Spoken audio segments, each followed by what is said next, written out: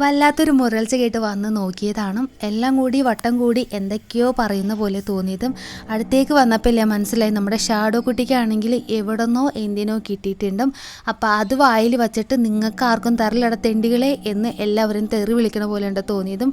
Video എടുക്കാൻ വന്ന് നിന്ന് എന്നെയും പറഞ്ഞു എന്ന് തോന്നുന്നു. എൻ്റെ നേർക്കും നോക്കിയിട്ട് ചീറ്റുന്നുണ്ടായിരുന്നു.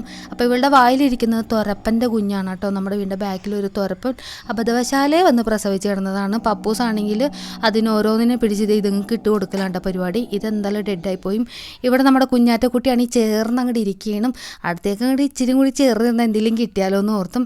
ഇവിടെ നമ്മുടെ പിപ്പിരിക്കുട്ടിയാണെങ്കിൽ ഇതൊക്കെ കണ്ടിട്ട് നിങ്ങൾക്കൊന്നും വേറെ പണിയില്ലേ, ക്യാറ്റ് ഫുഡ് അല്ലാതെ നമുക്ക് വേറെ ഒന്നും കഴിക്കാൻ പാടില്ല എന്നും പറഞ്ഞിട്ട് ഇരിക്കണം. VIP തറയിലും ഇരിക്കില്ല, ക്യാറ്റ് ഫുഡ് മാത്രമേ കഴിക്കുള്ളൂ. ബാക്കിയുള്ളവരൊക്കെ അത് ഇവിടെ നിൽക്കുന്നുണ്ട്. എല്ലാം ഒപ്പിച്ച് വെച്ച പപ്പൂസാണ് തവണ നിൽക്കുന്നത് കേട്ടോ. രാവിലെ ഒരെണ്ണത്തിനെ കൊന്നു, രണ്ടാമത്തേനെ രക്ഷപ്പെടുത്തി, ഇതേ മൂന്നാമത്തേനെ കൊണ്ടുവന്ന് പിള്ളേർക്കും കൊടുത്തിട്ടുണ്ട്.